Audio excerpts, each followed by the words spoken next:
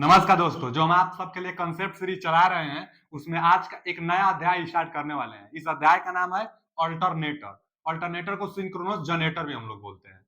तो synchronous generator अथवा alternator start करने वाले हैं। यह एक नया अध्याय है। इसके पहले बहुत सारा अध्याय हम समाप्त कर दें, उसका इंपोर्टेंट क्वेश्चन भी करा दिए। अब जाकर प्लेलिस्ट में बन सकते हैं। मौर्य टेक्निकल 25 से टेलीग्राम चैनल भी बन गया है, अब जाकर उसमें भी ज्वाइन हो सकते हैं। इस वीडियो के भी डिस्क्रिप्शन में हम उसका लिंक लगा देंगे। तो चलिए अल्टरनेटर स्टार्ट करते हैं। देखिए, अल्टरनेटर को समझेंगे, लेकिन जो अल्टरनेटर है इसको हिंदी में प्रत्यावर्तक भी कहते हैं। तो क्वेश्चन बनाते टाइम अगर कहीं प्रत्यावर्तक दिखाई दे तो आप अल्टरनेटर समझिएगा, अथवा इसी को क्या कहते हैं, सिंक्रोनस जनरेटर। अच्छा, इसको पहले देख लीजिए कि जो अल्टरनेटर अथवा सिंक्रोनस जनरेटर है यह सिंक्रोनस मशीन के अंतर्गत आता है। जैसे सिंक्रोनस मशीन, उसके पहले एक हम पढ़ाए थे डीसी मशीन। तो डीसी मशीन में डीसी जनरेटर भी था और डीसी मोटर भी था। ठीक उसी तरह सिंक्रोनस मशीन में सिंक्रोनस जनरेटर भी रहेगा और सिंक्रोनस मोटर भी रहेगा। एक और था सिंगल फेज मोटर। तो सिंगल फेज मोटर में दो था। कौन था? एक रिलक्टेंस मोटर। तो रिलक्टेंस मोटर हम पढ़ा दिए जो कि सिंगल फेज में था। और एक था हिस्टेरिसिस मोटर। तो हिस्टेरिसिस मोटर भी हम पढ़ा दिए हैं आपको। जो हिस्टेरिसिस मोटर था ये भी पढ़ा दिया है, रिलक्टेंस मोटर ये दोनों पढ़ा दिए, सिंगल फेज का था। थ्री फेज सिंक्रोनस मोटर अगला अध्याय रहेगा। इस अध्याय में हम लोग अल्टरनेटर को पढ़ने वाले हैं। अल्टरनेटर का मतलब समझ जाइएगा कि three phase synchronous generator. Alternator का मतलब थ्री फेज सिंक्रोनस जनरेटर। अच्छा जी, यह थ्री फेज का है और यह भी थ्री फेज का है, लेकिन वह सिंगल फेज का था। सिंक्रोनस मशीन इसलिए इनको कहते हैं क्योंकि इनकी जो रोटर की स्पीड होगी सिंक्रोनस स्पीड पर गति करेगी। चाहे हम लोग प्राइम मूवर से भी रोटेट कराएंगे तो सिंक्रोनस स्पीड पर जनरेटर में, अथवा मोटर में जो रोटर स्पीड करेगा वो सिंक्रोनस स्पीड पर करेगा। तो सिंक्रोनस मशीन इसीलिए कहा गया क्योंकि इनका जो रोटर होगी वो सिंक्रोनस स्पीड पर गति करेगी। हम जानते हैं कि जो सिंक्रोनस स्पीड होता है वो किस कैसे निकलता है, तो 120 एफ बटा में पी से निकलता है। जो पोलो की संख्या होगी और फ्रीक्वेंसी होगी उस पर डिपेंड करता है सिंक्रोनस स्पीड। तो इसी स्पीड पर इनको गति कराई जाती है। तो अब हम स्टार्ट करने वाले हैं अल्टरनेटर। तो समझ गए होंगे कि सिंक्रोनस मशीन का एक भाग है अल्टरनेटर। देखिए, अल्टरनेटर को समझेंगे लेकिन इसका वर्किंग प्रिंसिपल समझते हैं। अल्टरनेटर का वर्किंग प्रिंसिपल क्या होता है? जिस तरह डीसी जनरेटर, डीसी मशीन में डीसी जनरेटर था, सेम डीसी जनरेटर का मॉडिफाई रूप अल्टरनेटर है, मतलब सिंक्रोनस जनरेटर है। डीसी जनरेटर का मॉडिफाई रूप क्या है? तो अल्टरनेटर है। समझते हैं। हम लोग देखे थे कि जो डीसी जनरेटर था, स्टेटर पर, स्टेटर एक था ना, यह एक स्टेटर था, स्टेटर पर पोल थे। अब पोल पर फील्ड बाइंडिंग हम लोग किए हुए थे। ठीक है जी, जो पोल होता है उस पर फील्ड बाइंडिंग, यहां भी पोल है ना, इस पर भी हम फील्ड बाइंडिंग कर दे रहे हैं। ठीक है, फील्ड बाइंडिंग कर दें यहां से। ठीक है, फील्ड बाइंडिंग हुआ है। अच्छा, फील्ड बाइंडिंग पर हम लोग क्या करते थे? डीसी सप्लाई देते थे ना। फील्ड बाइंडिंग पर डीसी सप्लाई दे के और चुंबकीय गुण इसमें हम लोग बनाते थे, मतलब मैग्नेटिक फील्ड यह बनाता था। एक मान लीजिए नॉर्थ और एक साउथ मैग्नेटिक पोल्स बनाते थे, मैग्नेटिक फील्ड बनाते थे, डीसी सप्लाई से मैग्नेटिक फील्ड बनाकर यहां से मैग्नेटिक फील्ड ये लोग बना देते थे। ठीक है जी, पोल मैग्नेटिक फील्ड बनाता था। अब पोल के मैग्नेटिक फील्ड में एक रोटर होता था जो रोटेट करने वाला पार्ट होता था। और रोटर को रोटेट कराने के लिए ना शाफ्ट को प्राइम मूवर की सहायता से हम लोग रोटेट कराते थे। प्राइम मूवर वो चीज होता है जो शाफ्ट को गति कराए। जैसे हाइड्रो इलेक्ट्रिक पावर प्लांट में जल की धारा से शाफ्ट को रोटेट कराते हैं, थर्मल पावर प्लांट में स्टीम से, भाप से इसको रोटेट कराते हैं। रोटेट कराने से आर्मेचर कॉइल रोटेट करेगी। इस पर क्या है, रोटर पर जो बाइंडिंग करेंगे, यह बहुत सारा लपेटों से बनाई गई है। तो रोटर पर जो बाइंडिंग करेंगे उसको आर्मेचर कॉइल कहेंगे। यह क्या है? Armature coil. Armature coil, armature coil है। ठीक है जी, आर्मेचर कॉइल है। जब आर्मेचर कॉइल किसी मैग्नेटिक फील्ड में रोटेट करेगी तो इसमें एक ईएमएफ इंड्यूस हो जाएगी। अब बंद लूप रहेगा तो इसमें एक धारा भी बनने लगेगा, फैराडे के विद्युत चुंबकीय प्रेरण के नियम से।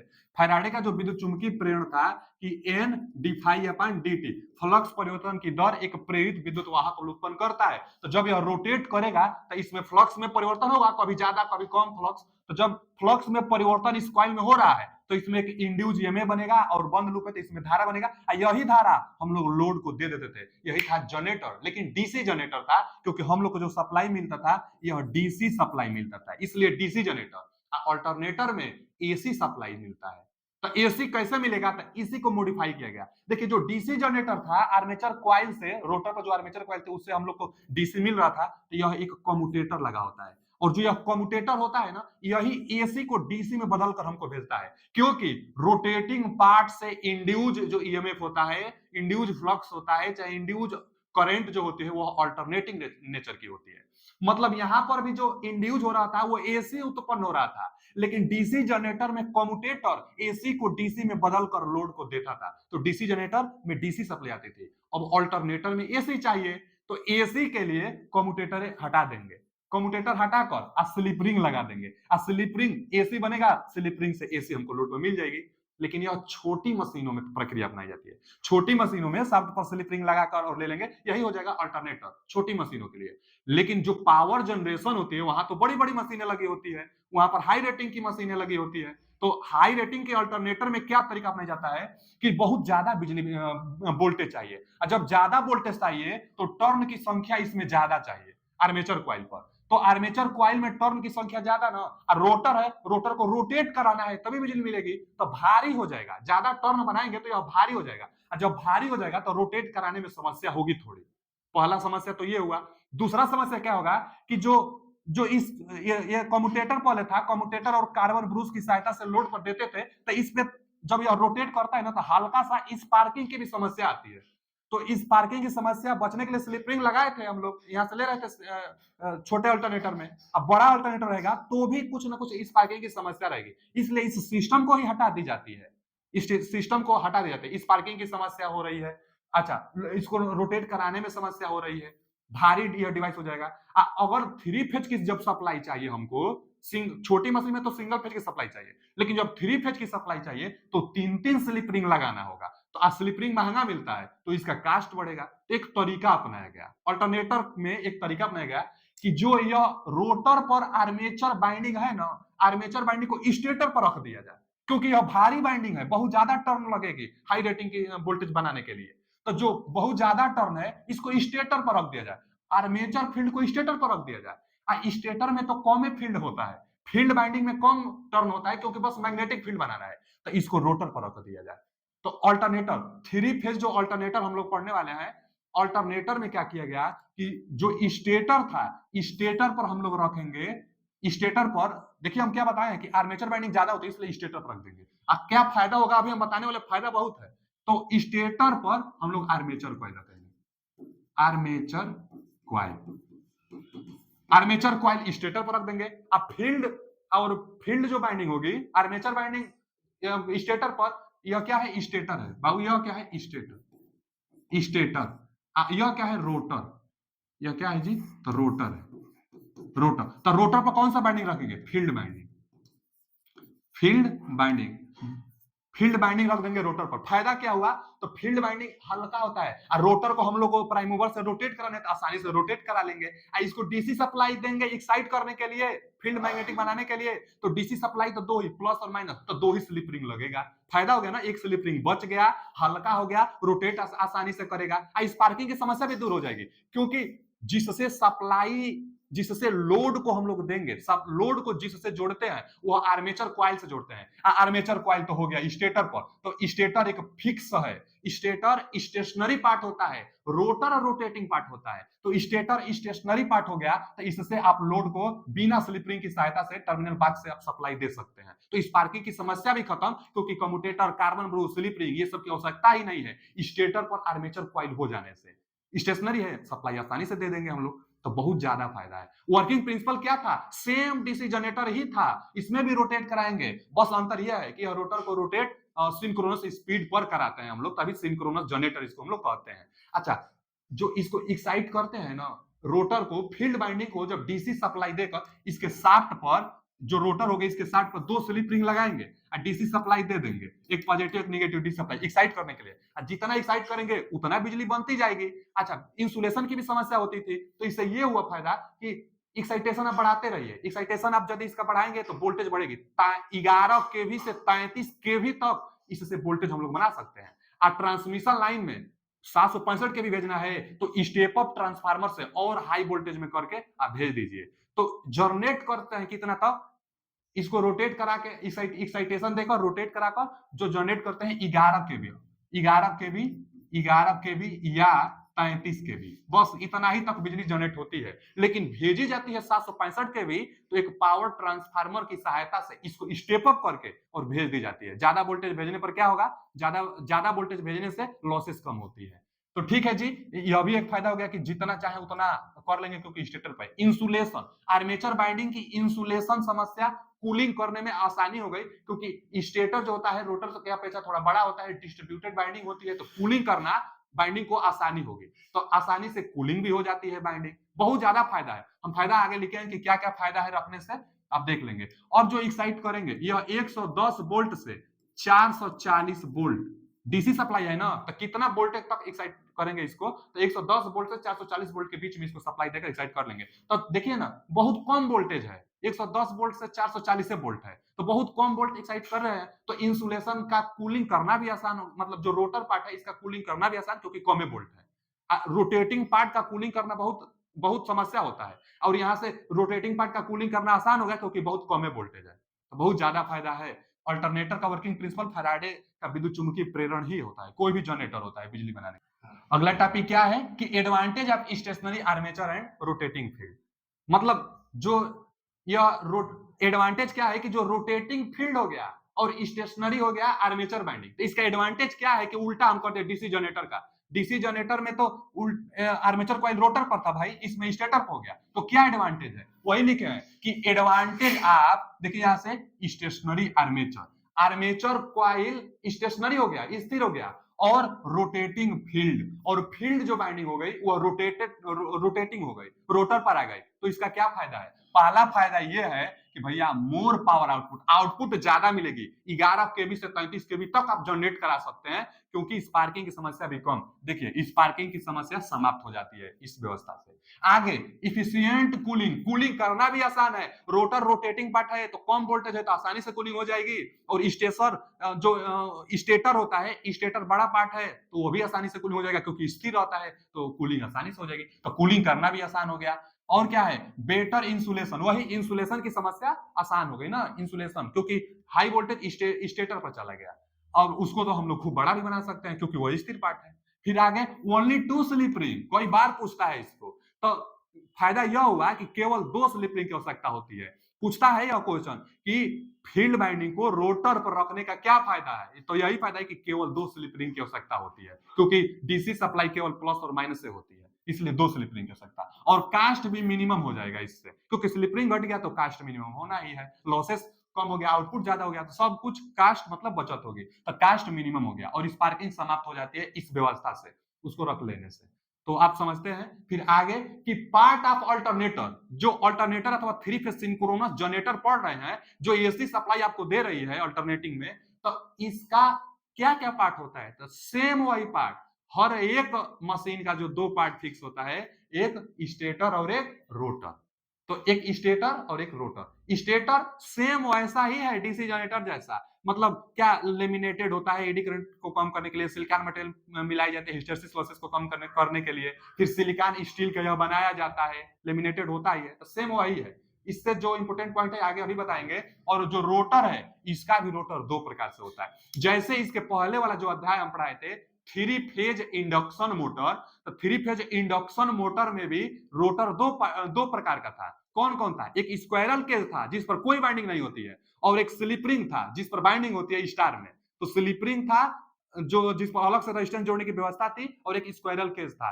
3 फेज इंडक्शन मोटर में 2 प्रकार से रोटर, सिंक्रोनस मोटर में भी, सिंक्रोनस जनरेटर में भी 2 प्रकार से रोटर होता है। कौन कौन, तो एक सेलिएंट पोल रोटर और एक नॉन सेलिएंट, इसी का उल्टा नॉन सेलिएंट, अथवा इसका एक और नाम है सिलेंड्रिकल पोल। सिलेंड्रिकल मतलब बेलनाकार टाइप का एक पोल होगा, यहाँ सेलिएंट का मतलब उभरा हुआ होगा, सेलिएंट का मतलब उभरा हुआ, जैसे देखिए।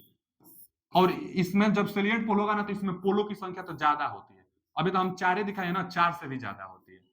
देखिए उभरा हुआ पार्ट, सेलिएंट का मतलब वही होता है ना कि जो उभरा हुआ हो, जो जिसका पोल हो, पोल सु उभरा हुआ हो, इसी को हम लोग सेलिएंट कहते हैं। अब सिलेंड्रिकल में कैसे रहेगा, सिलेंड्रिकल में बेलनाकार आकृति की रहेगी, सिलेंड्रिकल रोटर, तो यह सिलेंड्रिकल रोटर है, और यह कैसा है रोटर, जो रोटर है यह कैसा है, तो सेलिएंट टाइप का है। तो 2 प्रकार से ध्यान दीजिएगा, इससे क्वेश्चन बहुत बार पूछता है कि इसका प्रयोग कहां होगा, इसका प्रयोग कहां होगा, इसमें पोलो की संख्या कितना होगी, स्पीड कितना होगा, आवाज करेगा कि नहीं करेगा, तो इन सबको हम आगे पढ़ाने वाले हैं। पहले आप पढ़ लीजिए स्टेटर को, स्टेटर के बाद इन दोनों को एक ही साथ हम पढ़ा देंगे। यही रोटर से क्वेश्चन बहुत बनता है।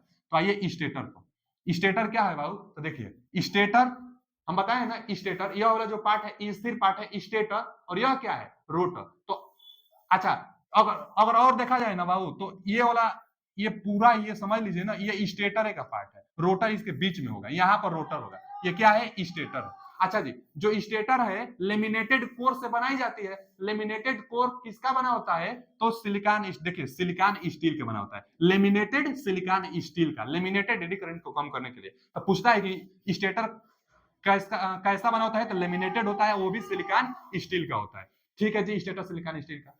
और स्टेटर के जो स्लॉट होंगे भैया, ये वाला स्लॉट देखिए, ये स्लॉट है, ये स्लॉट है, ये स्लॉट है, ये स्लॉट है। जो स्लॉट होंगे स्टेटर के वह ओपन होंगे, तो देखिए लिखा गया है ओपन स्लॉट। साफे तो आपको दिखाई दे रहा है। ये सब समझिए ना कि ये क्या है, ये सब जो समझ लीजिए आप, ये स्टेटर का पार्ट है, और यहां से स्टेटर पर ये स्लॉट है। तो स्लॉट कैसा है, स्लॉट ओपन है, जिस पर बिंदु बिंदु जो किया गया है ना, बिंदु बिंदु, यह बिंदु बिंदु ओपन दिखाई दे रहा है। देखिए बिंदु बिंदु, यह बाइंडिंग को दिखाई गई, स्लॉट में बाइंडिंग को हम बिंदु बिंदु दिखाए, जो स्लॉट में बाइंडिंग के। तो स्टेटर का ये स्लॉट है, तो स्लॉट कैसा है, ओपन स्लॉट है, तो ओपन स्लॉट। ओपन स्लॉट होता है, ओपन स्लॉट होता है, कहीं लिखे होंगे, देखिए ओपन स्लॉट होता है। स्टेटर जो होता है ओपन स्लॉट का होता है। इस पर जो बाइंडिंग करते हैं स्टेटर पर डिस्ट्रीब्यूटेड बाइंडिंग करते हैं, डिस्ट्रीब्यूटेड बाइंडिंग कर देंगे। फिर आगे सिलिकॉन स्टील का बनाएंगे, और आगे आर्मेचर बाइंडिंग ऑन स्टेटर, ये तो बता ही दिए हैं कि आर्मेचर जो बाइंडिंग होगी स्टेटर पर होगी, दिखाए भी है, स्टेटर पर आर्मेचर बाइंडिंग होगी। आर्मेचर बाइंडिंग स्टेटर पर सिंक्रोनस जनरेटर में होता है, एकदम ध्यान से देखिएगा। फिर आगे field binding on rotor, rotor पर फील्ड बाइंडिंग होती है, जो रोटर होगा इस पर फील्ड बाइंडिंग होगा। तो ये यहां से ये स्टेटर, स्टेटर से जानकारी आई थी, स्टेटर पर आर्मेचर बाइंडिंग होता है, ओपन स्लॉट होता है, डिस्ट्रीब्यूटेड होता है, और सिलिकॉन स्टील का बना होता है। स्टेटर से यही, बाकी सब तो डीसी वाला होगा। अब आगे आइए रोटर, जो कि बहुत ज्यादा इंपोर्टेंट है, बहुत ज्यादा इंपोर्टेंट है रोटर के बारे में। अच्छा, रोटर कितने प्रकार से था, दो प्रकार से था। कौन कौन, एक सेलिएंट पोल टाइप था और एक सिलेंड्रिकल पोल टाइप था। देखिए हम बताए थे सिलेंड्रिकल बेलनाकार आकृति का होता है, और जो सेलिएंट होता है उभरा हुआ भाग। अब देखते होंगे आप कि यहाँ नॉर्थ है, यहाँ साउथ है, इसका मतलब दो ही पोल होता है क्या, नहीं जी, इसमें पोलों की संख्या 12 से 20 पोल। एकदम याद कर लीजिए कि जो सेलिएंट पोल टाइप होगा इसमें पोलों की संख्या बहुत ज्यादा होगी। अच्छा, पोलों की संख्या ज्यादा, तो उसमें तो पोलों की संख्या कम। 2 पोल्स दिया है, देख रहे हैं 2 पोल्स। इसमें कितना पोल्स दिया है, 12 से 20 पोल्स दिया है, तो पोलों की संख्या ज्यादा। अच्छा जी, सिंक्रोनस स्पीड के लिए हम फॉर्मूला बताते हैं बार बार, कि जो सिंक्रोनस स्पीड की फॉर्मूला होगी 120 एफ बटा में पी, मतलब सिंक्रोनस स्पीड पोलो की संख्या पर निर्भर कर रही है। और देखिए वो भी व्युत्क्रमानुपाती, यानी पोलो की संख्या जिसमें ज्यादा उसमें सिंक्रोनस स्पीड कम। तो इसमें पोलो की संख्या ज्यादा होता है तो इसका सिंक्रोनस स्पीड कम होगा। लिखे भी हैं लो स्पीड, कितना, 50 से 500 आरपीएम में होता ही है, इसका लो स्पीड होता है। इसीलिए तो हाइड्रो पावर प्लांट में इसका प्रयोग किया जाता है, इसका स्पीड लो होता है, इसलिए लो स्पीड होने के कारण हाइड्रो पावर प्लांट में इसका प्रयोग करते हैं। अच्छा, इसमें पोलो की संख्या कम है, पोलो की संख्या कम तो सिंक्रोनस स्पीड ज्यादा, तो इसका सिंक्रोनस स्पीड ज्यादा होगा। सेलिएंट में पूछता है, बहुत बार पूछता है बाबू, एग्जाम जो जो ऑब्जेक्टिव बनाएगा इसी से ऑब्जेक्टिव बहुत ज्यादा देखने को मिलेगी आपको। तो इसमें पोलो की संख्या कम होती है, इसलिए इसका स्पीड हाई होता है, तो हाई स्पीड सिलेंड्रिकल का होता है। हाई स्पीड होने के कारण थर्मल पावर प्लांट, चाहे स्टीम पावर प्लांट इसी को कहते हैं, तो स्टीम पावर प्लांट में सिलेंड्रिकल पोल, चाहे इसी को क्या एक और नाम था बाबू, नॉन सेलिएंट, नॉन सेलिएंट। तो नॉन सेलिएंट पोल टाइप रोटर का प्रयोग थर्मल पावर प्लांट में किया जाता है, मतलब स्टीम पावर प्लांट में, इसीलिए इसको टर्बो अल्टरनेटर कहते हैं। टर्बो अल्टरनेटर में किसका प्रयोग किया जाता है, तो नॉन सेलिएंट चाहे सिलेंड्रिकल का प्रयोग किया जाता है। इसका, इसमें पोलों की संख्या कम, स्पीड हाई होती है। अच्छा, लार्ज डायामीटर, इसमें जो डायामीटर होगा ना, इसका जो व्यास, ये तो दो ही पोल ना, अभी बहुत ज्यादा है, यहां से भी एक बनाएगा और भी बनाएगा और भी बनाएगा, 12 से 20 पोल होता है, इसलिए स्पीड कम, तो इसका जो डायामीटर होगा बड़ा होता है। इसका डायामीटर देखिए ना, इसका व्यास यह कम ही होगा, इसका व्यास कम ही होगा। और रोटर जो है, रोटर इतना ही है, और ये पूरा स्टेटर तक हम लेकर बताए। तो ये सिलेंड्रिकल वाला है ना, तो इसका टोटल अगर व्यास देखिए आप, तो टोटल व्यास देखेंगे तो कितना है, कम है। इसमें तो बहुत ज्यादा होता है इसका व्यास, इसका व्यास ज्यादा। तो लार्ज डायमीटर किस प्रकार के पोल का होता है, तो सिलिएंट का लार्ज डायमीटर, बड़ा डायमीटर, डायमीटर मतलब व्यास होता है, तो बड़ा व्यास होता है। अच्छा, small axial length, axial length मतलब ना तिरछा, जैसे इसमें देखिए आप समझेंगे आप, एक्सियल लेंथ का मतलब इस वाले लेंथ को एक्सियल लेंथ कहते हैं। एक्सियल, एक्सिस में जो लेंथ होगी एक्सियस लेंथ हो, एक्सिस लेंथ होगा, तो इसका large axial length, axial length बड़ा होता है सेलिएंट की अपेक्षा। यहीं से आप लिंक करिएगा, जब एक्सियल लेंथ ज्यादा होगा तो इसका व्यास कम होगा, तो स्मॉल व्यास। अब इसी से आप समझ लेंगे, जो सिलेंड्रिकल होगा इसका एक्सियल लेंथ बड़ा होगा और व्यास कम होगा, ठीक इसी का उल्टा सेलिएंट में होगा। सेलिएंट में एक्सियल लेंथ कम होगा और व्यास ज्यादा होगा, तो व्यास ज्यादा हो जाएगी। तो यहां से देखिए वही लार्ज डायमीटर और एक्सियल लेंथ स्मॉल होगा। आगे नॉन यूनिफॉर्म एयर गैप, यह भी आप समझ जाएंगे फिगर से। देखिए ना, यह रोटर पार्ट है और यह जो है स्टेटर पार्ट है। तो इसमें देखिएगा जो रोटर है हर जगह ना समान एयर गैप बनाया है कि नहीं बनाया है, हर जगह एयर गैप समान है, इसलिए यूनिफॉर्म एयर गैप पूछता है किस प्रकार के अल्टरनेटर का एयर गैप एक समान होता है। यूनिफॉर्म मतलब एक समान, तो किसका एक समान एयर गैप होगा, तो सिलेंड्रिकल टाइप का, सिलेंड्रिकल चाहे नॉन सेलिएंट का। जबकि इसका, तो देखिए अगर मान लीजिए यह स्टेटर है, स्टेटर में यह वाला रोटर रखा गया है, ठीक है, यह स्टेटर है, स्टेटर में यह रोटर रखा गया है, तो यहाँ पर कम एयर गैप है, यहाँ पर ज्यादा एयर गैप है, फिर यहाँ पर कम एयर गैप है, यहाँ पर ज्यादा एयर गैप है। तो इसमें ना नॉन यूनिफॉर्म एयर गैप, एक समान एयर गैप चारों तरफ नहीं रहेगा सेलिएंट वाला में, तो वही लिखा गया है नॉन यूनिफॉर्म एयर गैप। जब एयर गैप समान नहीं है तो यहाँ पर जो रिलक्टेंस होगा चाहे परमियंस होगा एक समान नहीं रहेगा, जबकि यहाँ पर जो रिलक्टेंस होगा एक समान होगा। तो किसका रिलक्टेंस समान होगा, क्योंकि सिलेंड्रिकल का, क्योंकि एयर गैप एक समान है तो रिलक्टेंस इसका समान होगा। यहाँ पर पोलो के पास, यह पोल है यह पोल है, तो पोलो के पास रिलक्टेंस का मान कम होता है और एयर गैप जहां ज्यादा होती है वहां रिलक्टेंस का मान ज्यादा होता है। तो एयर गैप ज्यादा होने से रिलक्टेंस का मान यहाँ ज्यादा, यहाँ रिलक्टेंस का मान कम होता है। तो आप ध्यान दीजिएगा कि पोलो के पास रिलक्टेंस का मान कम होता है। अच्छा, और आगे का दिया है मोर नॉइज एंड मैकेनिकल लॉसेस। जब एयर गैप एक समान नहीं है तो आवाज भी ज्यादा करेगा और मैकेनिकल लॉसेस भी ज्यादा होगी। यहाँ पर एयर गैप एक समान है तो आवाज भी कम करेगा, आवाज कम करेगा, इसीलिए थर्मल पावर प्लांट में इसका प्रयोग किया जा रहा है। तो आवाज भी कम करेगा और आवाज कम करने के साथ साथ लो नॉइज करेगा और मैकेनिकल लॉसेस भी कम होगी, क्योंकि एयर गैप एक समान है। एयर गैप समान होने से लॉसेस कम होता है, आवाज कम करता है या आवाज ज्यादा करता है, ये भी बता दिए। आगे बहुत इंपोर्टेंट तो ये वाला है, इस बहुत ज्यादा इंपोर्टेंट, इसलिए हम रेड कलर में लिए हैं इसको। हंटिंग ऑकर्स हियर, मतलब हंटिंग इफेक्ट किसमें होगा, तो सेलिएंट पोल टाइप वाले में होगा। हंटिंग का मतलब क्या होता है कि जो रोटर होगा ना थोड़ा फ्लक्चुएट करने लगता है, थोड़ा कंपन करने लगता है, और लोड जब अचानक कम बेसी होता है ना जी, तो यह थोड़ा कंपन करने लगता है, उसी को हंटिंग कहते हैं। आगे पढ़ेंगे जब मोटर आएगा तो मोटर में देख लेंगे कि हंटिंग को कम करने, रोटरे में ज्यादा इफेक्ट डालेगा और जो मोटर होगा उसी पर ज्यादा इफेक्ट डालेगा। तो हंटिंग को कम करने के लिए डैम्पर बाइंडिंग करते हैं, वो आगे आएगा, आगे देखेंगे।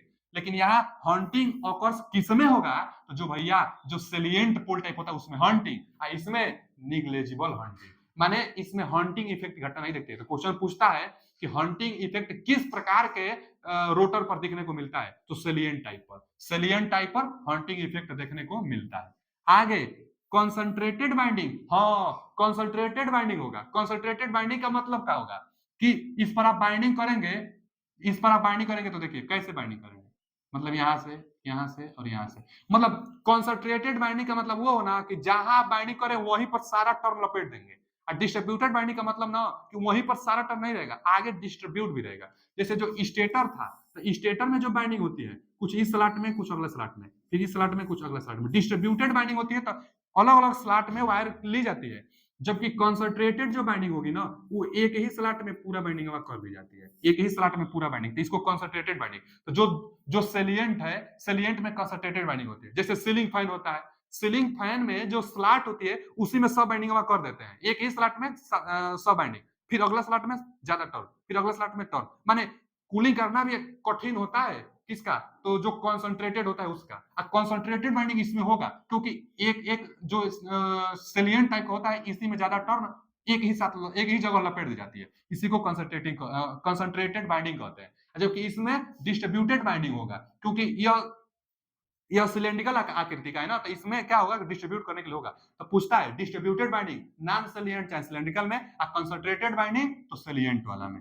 अब आगे हाइड्रो पावर प्लांट में इसका प्रयोग होता है और इसका टर्बो अल्टरनेटर यानी थर्मल पावर प्लांट में प्रयोग किया जाता है। तो ये बहुत ज्यादा इंपोर्टेंट था। जो रोटर था, रोटर दो प्रकार से था, आप देख लीजिएगा, इनका डिफरेंस से ही क्वेश्चन बहुत ज्यादा बनता है। अगला जो लिया है ईएमएफ इंड्यूज, जैसे डीसी जनरेटर में ईएमएफ इंड्यूस था, ट्रांसफार्मर में ईएमएफ इंड्यूस हुआ, अल्टरनेटर में थ्री फेज जो इंडक्शन मोटर था उसमें भी इंड्यूस ईएमएफ हुआ, जो डीसी मोटर था उसमें भी हुआ, क्योंकि उसमें बैक ईएमएफ हुआ अपोज करने के लिए, इसमें भी इंड्यूस ईएमएफ होगा ना। अभी हम बताए ना कि आर्मेचर जो होगी, आर्मेचर कॉइल स्टेटर पर होती है और सप्लाई टर्मिनल बॉक्स से दे दी जाती है, तो इंड्यूस ईएमएफ जो होगा, अच्छा रोटर पर फील्ड वाइंडिंग होती है। हाँ, एक चीज और जान लीजिए बाबू, जो थ्री फेज अल्टरनेटर होता है, थ्री फेज सिंक्रोनस जनरेटर होता है, यह डबली एक्साइटेड होता है।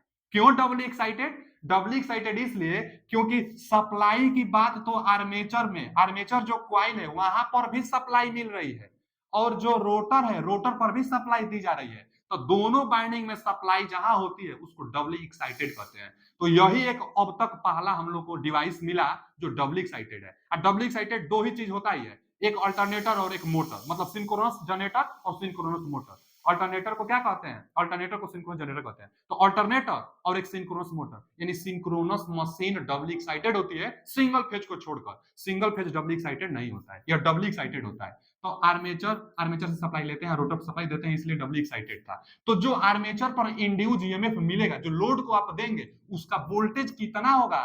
इतना होगा, उसका वोल्टेज 4.44। यह क्या है? Binding factor. आप हाई एफटी, ट्रांसफार्मर में भी सेम था, ट्रांसफार्मर का बाइंडिंग फैक्टर 1 होता है, तो बस यह बाइंडिंग फैक्टर नहीं था, बस 4.44 हाई एफटी था, तो एकदम सेम होता है यह। फिर आगे इसी को बाइंडिंग फैक्टर को आप देखिए, मान भी होता है कि पिच फैक्टर और डिस्ट्रीब्यूटेड फैक्टर, बाइंडिंग फैक्टर का मान, पिच फैक्टर, डिस्ट्रीब्यूटेड फैक्टर, यह आगे टर्म है, इससे भी बहुत क्वेश्चन बनता है। तो आगे हम इसको पढ़ाने वाले हैं कि पिच फैक्टर का मान कितना होगा और डिस्ट्रीब्यूटेड फैक्टर का मान कितना होगा, इनका फॉर्मूला क्या होगा। लेकिन जब ईएमएफ पूछेगा तो आपको दिया रहेगा इन दोनों का मान, और नहीं तो कभी कभी इनको निकालना भी पड़ता है, तो आगे फॉर्मूला है।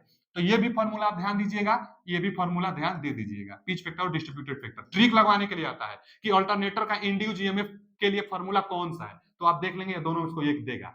कोई बार क्या करता है कि यहाँ 2.22 देगा, तो यहाँ पर ना टर्न नहीं देगा, कंडक्टर की संख्या देगा, जेड देगा। जो ये हम लिखे हैं कि जो जेड होगी है वह 2 टीपी के बराबर होता है। तो जब जेड देगा ना, जब यहाँ पर जेड देगा तो यहाँ 2.22 देगा, ध्यान से देखिएगा। जब टी देगा तब 4.44, जैसे यहाँ पर भी टी है इसलिए 4.44, जैसे यहाँ पर टी है इसलिए 4, लेकिन जब जेड आ जाएगा तब 2 आएगा, क्योंकि जेड बराबर 2t होता ही है, तो 2 दूना के 4 आ जाएगा, इसलिए जेड जब देगा तब 2 देगा, और नहीं तो टी देगा तो 4 के पद में आएगा, 4 के पद में तो टी, 4 के पद में तो टी। यह भी हो सकता है कि 2.22 और यह बाइंडिंग फैक्टर और फाई और यहाँ जेड पी फेज के लिए, तो जेड पी।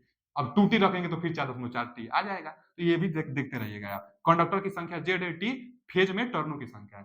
फिर आगे एवरेज वोल्टेज भी कभी कभी पूछ देता है, एवरेज के लिए, या एवरेज के लिए था कि 4 फाई एफ टी, मतलब 4.44 मत करिए और बाइंडिंग फैक्टर हटा दीजिए, बाइंडिंग फैक्टर हटा देंगे तो यह एवरेज के लिए हो जाएगा। और यह जो था यह आरएमएस के लिए था, यह आरएमएस फार्मूला के होता है, आरएमएस से ही ज्यादा वैल्यू करता है। तो ठीक है, यह ईएमएफ इक्वेशन। और एक यह भी फार्मूला तो हम बार बार बताते आए हैं सिंक्रोनस स्पीड के लिए, सिंक्रोनस स्पीड के लिए 120 लेकिन कोई बार यह पूछता है कि जो इंड्यूस ईएमएफ है इसका वोल्टेज के लिए तो आप बता दिए कि 4.44 बाइंडिंग फैक्टर और 5ft, ई के लिए तो आप बता दिए, लेकिन जो इंड्यूस होगी इसकी फ्रीक्वेंसी भी तो होगी ना। हाँ, 50 हर्ट्ज इंडिया में होता है फ्रीक्वेंसी, तो इसको कैसे निकालेंगे? तो इसी फॉर्मूला से, यहां से ए बराबर क्या आएगा लल्ला, ए बराबर क्या आएगा? तो ए बराबर आएगा एन और यह पी, अब बटा में क्या आएगा 120, ए बराबर एन एस बटा में 120। कोई बार यह ट्रिक पूछ लेता है, कई बार फ्रीक्वेंसी का फॉर्मूला पूछता है, तो फ्रीक्वेंसी का जो फॉर्मूला है सिंक्रोनस स्पीड गुणे पोलो की संख्या बटा में 120 फ्रीक्वेंसी का फॉर्मूला है, जो इंड्यूस ईएमएफ होगी उसकी फ्रीक्वेंसी के लिए फॉर्मूला है। इंडिया में 50 हर्ट्ज फ्रीक्वेंसी है, 3% वेरी कर सकता है, लेकिन 50 हर्ट्ज इसकी फ्रीक्वेंसी होती है। तो इंड्यूस ईएमएफ से था अल्टरनेटर के लिए। अगला जो टॉपिक है आर्मेचर रिएक्शन, यह भी बहुत ज्यादा इंपॉर्टेंट है। आर्मेचर रिएक्शन जस्ट इसके बाद हम पढ़ाने वाले हैं ना वी कर्व और इन्वर्टेड वी कर्व, तो बहुत ज्यादा ये दोनों टॉपिक इंपॉर्टेंट है। पहले पढ़िए आर्मेचर रिएक्शन। जो आर्मेचर रिएक्शन होता है, पहले किसको कहते हैं आर्मेचर रिएक्शन? तो मेन फील्ड फ्लक्स पर आर्मेचर रिएक्शन का जो परिभाषा होगा सेम सबके लिए वही होता है। देखिए आर्मेचर रिएक्शन डीसी मशीन में भी आता है और इसमें भी आता है। ऑल्टरनेटर में आता है। तो आर्मेचर रिएक्शन क्या होता है, मेन फील्ड फ्लक्स पर आर्मेचर फ्लक्स का प्रभाव, मेन फील्ड फ्लक्स पर, मान लीजिए मेन फील्ड फ्लक्स है, मेन फील्ड फ्लक्स पर एक आर्मेचर का भी फ्लक्स होगा, तो इसको ना इफेक्ट डालेगा, इसको प्रभावित करेगा। तो यहां से हम बना देते हैं इसको armature flux, armature flux, armature flux, इसको क्या कहते हैं, field flux, field flux, field flux. तो देखिए फील्ड फ्लक्स को ही मेन फील्ड फ्लक्स कहते हैं। तो मेन फील्ड फ्लक्स पर, चाहे मेन फ्लक्स पर आर्मेचर फ्लक्स का प्रभाव आर्मेचर रिएक्शन कहलाता है। माने जो मेन फील्ड फ्लक्स है ना, यह इसको ना थोड़ा क्या करेगा, क्रॉस मैग्नेटाइज कर देगा। जैसे जैसे क्या हुआ कि यह सीधा सीधा जा रहा है, तो सीधा ना जाकर थोड़ा तिरछा चला जाएगा, सीधा ना जाकर तिरछा। ये कैसे गया, यह इसका डिजाइन ऐसे क्यों हो गया बाबू, यह सीधा ना जाकर थोड़ा यह क्रॉस मैग्नेटाइज क्यों हो गया, क्योंकि आर्मेचर रिएक्शन इसको इफेक्ट कर दिया। तो यही तो आर्मेचर रिएक्शन है। तो इंड्यूज ईएमएफ वाली जो वोल्टेज होगी वह थोड़ा घट जाती है, थोड़ा कम हो जाती है। तो इंड्यूज ईएमएफ थोड़ा कम हो जाती है आर्मेचर रिएक्शन के कारण, तो चाहेंगे कि आर्मेचर रिएक्शन कम से कम हो। तो इसको सुधारने के लिए भी तरीका अपनाई जाती है। लेकिन आर्मेचर रिएक्शन से क्या क्या होगा अभी हम देखने वाले हैं। तो जो यह फ्लक्स होगा, मेन फील्ड फ्लक्स होगा, कभी क्रॉस मैग्नेटाइज होगी, कभी घट जाएगा, इसका मान ही कभी घट जाएगा, कभी इसका मान बढ़ जाएगा। तो कब कब घटेगा, कब कब बढ़ेगा, यही से क्वेश्चन बनता है। आर्मेचर रिएक्शन तो आप समझ गए कि armature reaction main field flux पर आर्मेचर फ्लक्स का प्रभाव आर्मेचर रिएक्शन कहलाता है। लेकिन क्वेश्चन जो पूछता है वो हम लिख दिए यहाँ पे।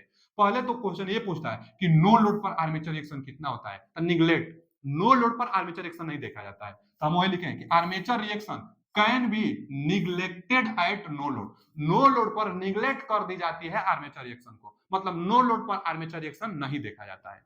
और क्या पूछता है, तो ये पूछता है कि यूनिटी पावर फैक्टर पर, यूनिटी पावर फैक्टर पर आर्मेचर, आर्मेचर मतलब अल्टरनेटर पर क्या प्रभाव पड़ेगा, यूनिटी पावर फैक्टर पर अल्टरनेटर पर क्या प्रभाव पड़ेगा। तो जो अल्टरनेटर की जो फ्लक्स होगी ना वह क्रॉस मैग्नेटाइज हो जाती है। तो देखिए ना, क्रॉस मैग्नेटाइज, मैग्नेटाइज तो होगी लेकिन क्रॉस में, मैग्नेटाइज का मतलब ज्यादा तो होगा लेकिन क्रॉस अपने पाथ से विचलित हो जाएगी, क्रॉस मैग्नेटाइज हो जाएगी, क्रॉस मैग्नेटाइज यही है। तो क्रॉस मैग्नेटाइज होगा। पूछेगा क्वेश्चन, अल्टरनेटर में आर्मेचर रिएक्शन क्रॉस मैग्नेटाइज कब होगा, किस पावर फैक्टर पर होगा, तो कहेंगे यूनिटी पावर फैक्टर पर। यूनिटी पावर फैक्टर पर आर्मेचर रिएक्शन क्रॉस मैग्नेटाइज होता है। कई बार क्वेश्चन पूछता है। फिर आगे पूछता है कि जीरो पावर फैक्टर पर आर्मेचर रिएक्शन का प्रभाव क्या होगा अल्टरनेटर में, मोटर में उल्टा होगा, मोटर तो आगे आएगा, सिंक्रोनस मोटर अभी आगे आएगा, हम अभी सिंक्रोनस जनरेटर पढ़ा रहे हैं, अल्टरनेटर पढ़ा रहे हैं, ये सब अल्टरनेटर के लिए है। तो देखिए जीरो पावर फैक्टर पर क्या होगा, तो डीमैग्नेटाइज, मतलब घट जाएगी फ्लक्स, फ्लक्स का मान, मेन फील्ड फ्लक्स का मान घट जाएगा, डीमैग्नेटाइज होगा। अल्टरनेटर में फ्लक्स डीमैग्नेटाइज, मतलब आर्मेचर रिएक्शन डीमैग्नेटाइज होगा, किस पर, जीरो पावर फैक्टर। लेकिन एक टर्म जोड़ा रहेगा, लैगिंग, चाहे लैग चाहे लैगिंग। पूछेगा ये जीरो पावर फैक्टर ना देकर यह भी पूछ सकता है कि लैगिंग पावर फैक्टर पर आर्मेचर रिएक्शन क्या होता है, तो डीमैग्नेटाइज होता है। मेन फील्ड फ्लक्स क्या होता है, डीमैग्नेटाइज होता है लैगिंग पर। अब वही लीडिंग पर पूछ देगा, नहीं तो जीरो पावर फैक्टर लीड जरूर जोड़ेगा कि जीरो पावर फैक्टर लीडिंग के केस में बताइए, अच्छा जीरो पावर फैक्टर लैगिंग के केस में बताइए। खाली खाली लैगिंग अगर कहा, खाली लैगिंग कहा, तो यह दोनों को जोड़कर बताएंगे। जैसे यहाँ लिखे कास फाई, अब कुछ भी कह सकता है, बोल देगा ना कि पावर फैक्टर लीडिंग है, तो पावर फैक्टर लीडिंग वाला यानी magnetise plus cross, cross magnetise तो हमेशा बोलना है, क्रॉस मैग्नेटाइज हमेशा बोलना है। अगर जीरो नहीं कहता है तो क्रॉस मैग्नेटाइज प्लस इनमें से कोई एक। अगर लीडिंग कहेगा तो क्रॉस मैग्नेटाइज प्लस मैग्नेटाइज। अगर लैगिंग कहेगा तो क्रॉस मैग्नेटाइज प्लस डीमैग्नेटाइज। दोनों को, प्लस का मतलब दो दो को बताएंगे। कब बताएंगे, जब जीरो पावर फैक्टर नहीं है तब, कुछ ना कुछ लैगिंग है चाहे लीडिंग है तब ये बताएंगे। जैसे पार्शियली में वो भी पार्शियली, पार्शियली डीमैग्नेटाइज होगा चाहे पार्शियली मैग्नेटाइज होगा। पार्शियली मतलब हल्का सा मैग्नेटाइज और हल्का सा डीमैग्नेटाइज होगा। लेकिन ये तो दम सत्य है कि जब लैगिंग रहेगा तब डीमैग्नेटाइज होगा, जब लीडिंग रहेगा तब मैग्नेटाइज होगा। आज जीरो पावर फैक्टर कहेगा तब यहाँ से बता देंगे। बहुत ज्यादा इंपॉर्टेंट है, बहुत ज्यादा इंपॉर्टेंट है, यहीं से पूछ लेता है, सीधा पूछ लेगा आपसे कि जीरो पावर फैक्टर लीडिंग के केस में, जीरो पावर फैक्टर लीडिंग के केस में आर्मेचर रिएक्शन क्या होगा, तो मैग्नेटाइज होगा। यहाँ से आप जानते रहिएगा, हम क्वेश्चन फिर पूछेंगे आपसे। आज के लिए इतना ही रहने देते हैं, आगे कल वीडियो लेकर आएंगे जिसमें समाप्त कर देंगे। एक क्वेश्चन है आप सबके लिए, क्या क्वेश्चन है कमेंट बॉक्स में करिएगा, जिसका सही होगा हम उसका जवाब कमेंट में करेंगे। तो जो आपका कमेंट रहेगा ना वहां पर हम जवाब देंगे कि हाँ सही है आपका। क्वेश्चन है कि डीसी जनरेटर और अल्टरनेटर में कोई दो अंतर बताइए। डीसी जनरेट हम क्या बताए थे कि डीसी जनरेटर का विकसित रूप अल्टरनेटर होता है। डीसी जनरेटर में कम्यूटेटर की व्यवस्था होती थी, जबकि अल्टरनेटर में कम्यूटेटर का व्यवस्था नहीं होता है। यही ना अंतर है। तो इसके अलावा भी और भी अंतर है, आपको अंतर बताना है डीसी जनरेटर और अल्टरनेटर में क्या अंतर है। दो अंतर आप कमेंट बॉक्स में लिखिए, जिसका जिसका सही होगा हम उसका उसका जवाब देंगे और बताएंगे कि हाँ आपका सत्य है। आप पढ़ते रहिए, नोट बनाते रहिए, हम आपके लिए और बेहतर करेंगे। आपका एग्जाम को देखते हुए जितना हमसे सके उतना करेंगे। और हम लोग का एक टेलीग्राम चैनल भी बन गया है, मोया टेक्निकल 25, जाकर उसमें ज्वाइन हो सकते हैं। इस वीडियो के डिस्क्रिप्शन में हम उसका लिंक लगा देंगे। और प्यारा सा कमेंट करिए, जिसका भी हम जवाब देंगे। थैंक यू, धन्यवाद।